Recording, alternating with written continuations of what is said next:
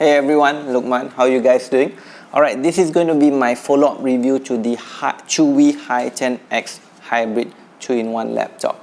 Okay, alright, firstly I want to just clarify, I previously mentioned that I was looking forward to this having a Type-C port, thinking that I could use my normal handphone charger to charge the Chuwi hybrid laptop. That is not going to work, guys.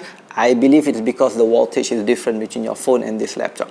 Okay, the other thing is generally a Type-C port, you can get a Type-C adapter like this, Type-C here, and an output of VGA or HDMI, right? This is not going to work with the Chuwi Hi10. The Type-C port doesn't support audio video. However, it does come with a micro HDMI. So what I would suggest is, if you're going to get this, go and invest in a simple micro HDMI to HDMI adapter. It should cost you around 20 ringgit or $5 or even less. Just buy it online. In fact, I just got myself one. Okay, the other thing I'm going to do is I'm going to be answering some questions from our viewers, namely Alex Cosma and Isis. And at the end of the talk, I will be sharing a tip. Okay. So to answer Isis' question, right? I see you had a question on the palm rejection for OneNote. All right. If you are going to use the Stylus pen, the palm rejection is amazing. You have zero issues. I believe because this is an active pen, as soon as you put it near the screen, it turns off all other inputs or touch inputs. So there is no issues of your palm being detected or any other issues like that. However, if you are going to use your finger to touch and draw, you will have a little bit issue on the palm rejection. One workaround is attach it to the keyboard. Because of the angle, it's unlikely your palm will be resting on the screen. Okay guys, so I would say it's pretty good.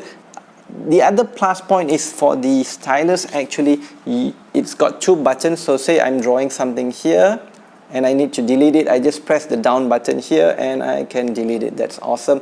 The up button works as a right click as well. So those are some cool functionalities of the active stylus pen.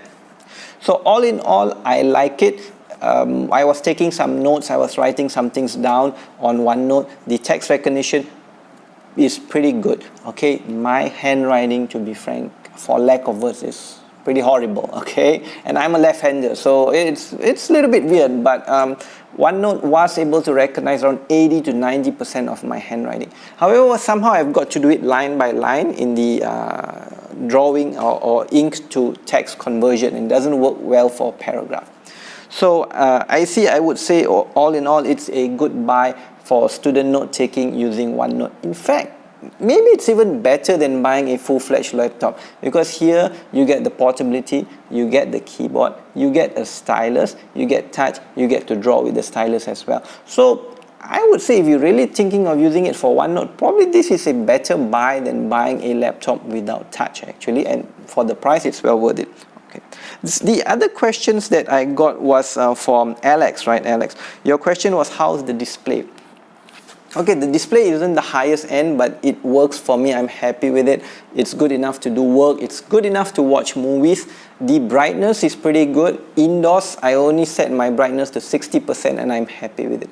One challenge though is actually the size. Again, this is just a 10-inch display, right? So I found it a little bit difficult to get used to, you know, to do my Microsoft Word, Excel work here, because it's pretty small. So the first thing you do when you buy this is you type scale or size in your Windows search button and increase the scale to around 125, 150%. So that will give you a larger size of icons, fonts and so on. And a lot of native Windows apps are already customized for touch, so you can enable that as well. So you know, you've got to think if it's the display size works for you. And the other thing is you're saving quite a bit when you buy this. So if you've got the spare cash, you can actually buy a decent external monitor. So when you're going for meetings, external tutorials and stuff, you have portability, you got everything you need. But when you're at your desktop, you need something easier to work on, you just hook it up to an external monitor. So that's one option. The other question was on the speaker. Now, if you are buying this for the speaker to listen to tutorials, have video conferencing, frankly, I don't think that it's going to work. The speakers are located here. I tried it. I think even in a quiet room, it will be very hard to understand what people are saying. One thing to note is I got this pair of cheap earphones, I think around $5 US, 20 ringgit. The audio quality was awesome with this for a budget laptop, better than I expected. So the workaround obviously is use a earphone, and quality is good enough for me, no complaints. Next was the performance. On the Chuwi, I ran a few apps in parallel, YouTube video, browser, Word and OneNote. I didn't see major lag. I'm happy with it, no complaints. One thing to note is when you attach the keyboard and you start typing, somehow there's a slight lag in the beginning, or one or two of the first keys typed, there's a delay. I'm not sure why that is, guys. Okay, the other question, or the other test actually I did was I downloaded Asphalt. It's a car driving racing game, and the cool thing is because it's a hybrid, there's a gyroscope inside here, so you can play the racing game just like playing it on your phone, where you tilt your hybrid Chuwi here on the left and right to actually turn left and right in the racing game. There was no lag, the game was fun to play. It did take a little bit long to load though, but that could have been my internet connection, guys. Finally, the battery. How is the battery? It's not going to last you a full day. Again, the size isn't that huge, so there isn't much place for a battery. It will decently last you a full charge will last you 3 to 4 hours. And you know, like what I mentioned in the previous review, the charger is actually pretty small. It's lightweight, so I don't have an issue carrying it around. Two things I didn't like, or I had issues with: the trackpad. The trackpad is way too sensitive. I don't know, maybe I've got too big fingers or thumb. Every time when I type, somehow I activate the trackpad and I click somewhere else. All right. The issue is here. If say you're typing a message to someone on, example, web WhatsApp, right? You're typing, the cursor is on someone else's name, you mistakenly click, now the message highlighted person is someone else, I click enter, I've got a lot of explaining to do why I sent certain message to a certain person. That's one thing. The other issue I had is one of the keys somehow was swapped. That problem has gone away, but I'm not sure what happened. So if I press a key, I get a different alphabet that comes out actually.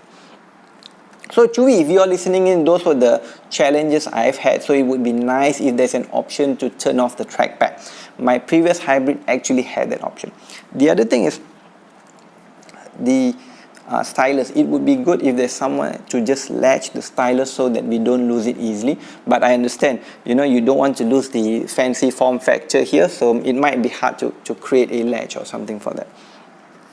So all in all, is it worth getting this laptop? For me, if you're on a budget, if you want touch, you want stylus, you want keyboard, you're okay with the screen size, I would say yes, definitely it's well worth it. One thing you guys got to remember, actually for any laptop, make sure you've got a backup. Make sure you back up your data either on cloud or an external hard disk, especially with something like Chuwi, because we know for a fact it's going to be challenging to get local support. You might have to send back your laptop to China or Hong Kong for repairs, right? Make sure you've got good backup system for all your data in this laptop and in the other laptops. Okay guys, that's all I've got. I just want to share a tip. It's actually a Windows 10 tip. It will also work on the Chuwi. Try to use a 3-touch on your trackpad. Press for one functionality, drag down, another functionality, drag up. And also a 4-button touch, right? Yes, Windows 10 has got extra functionality on your touchpad for 3-touch and 4-touch. Okay guys, it's been nice talking to you. Thanks for your time. I'll try to do a review of a Mi vacuum robot soon. Stay in touch. Bye.